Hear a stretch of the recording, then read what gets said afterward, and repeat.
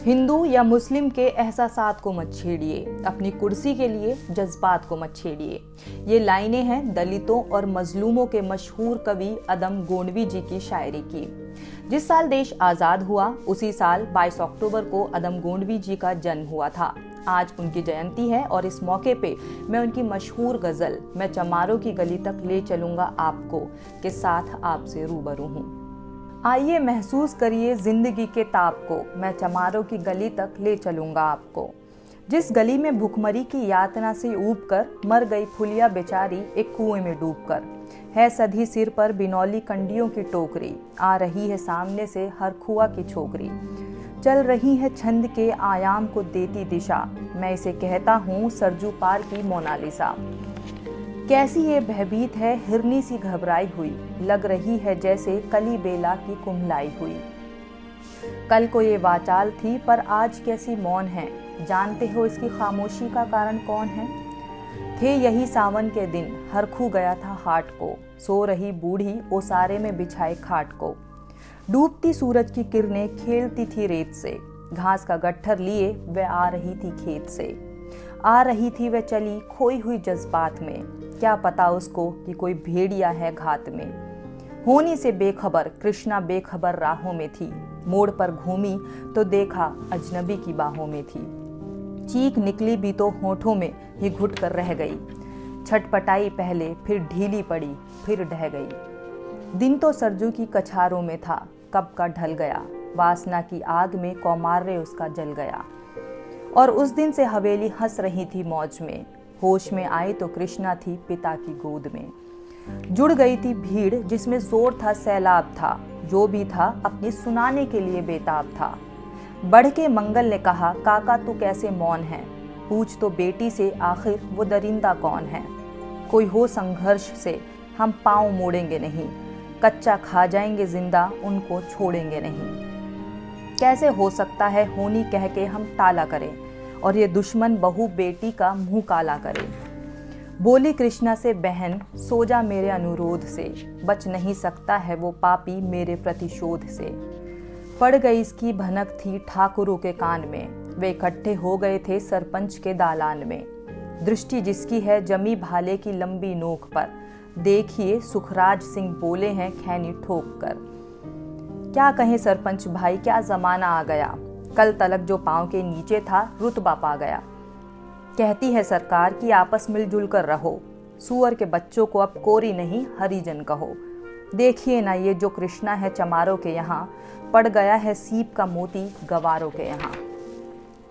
जैसे बरसाती नदी अल्हड़ नशे में चूर है, हाथ ना पुट्ठे पे रखने देती है मगरूर है। भेजता भी है नहीं ससुराल इसको हर खुआ, फिर कोई बाहों में इसको भींच ले तो क्या हुआ। आज सरजू पार अपने शाम से टकरा गई, जाने अनजाने वो लज्जत जिंदगी की पा गई। वो तो मंगल देखता था बात आगे बढ़ गई, वरना वह मरदूद इन बातों को कहने से रही। जानते हैं आप मंगल एक ही मक्कार है, हर खू उसकी शह पे थाने जाने को तैयार है। कल सुबह गर्दन अगर नपती है बेटे बाप की, गांव की गलियों में क्या इज्जत रहेगी आपकी। बात का लहजा था ऐसा ताव सबको आ गया, हाथ मूंछों पर गए माहौल भी सन्ना गया। क्षणिक आवेश जिसमें हर युवा तैमूर था, हाँ मगर होनी को तो कुछ और ही मंजूर था। रात जो आया नाब तूफान पर पुरजोर था, भोर होते ही वहां का दृश्य बिल्कुल और था।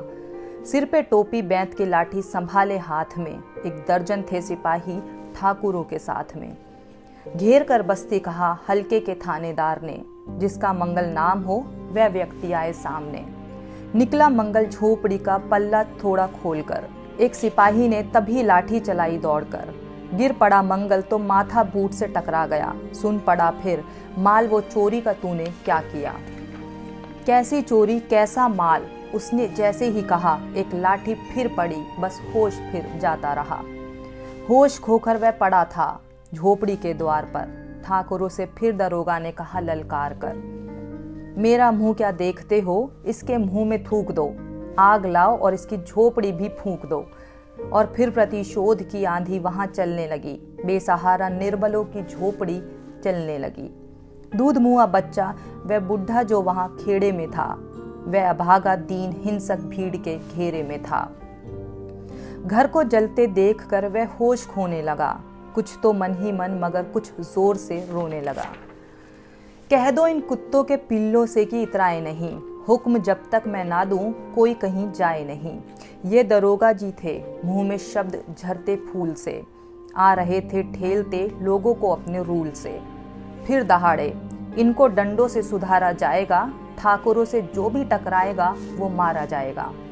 एक सिपाही ने कहा, साइकिल किधर को मोड़ दें, होश में आया नहीं, मंगल कहो तो छोड़ दें। बोला थानेदार, मुर्गे की तरह मत बांग दो, होश में आया नहीं तो लाठियों पर टांग दो।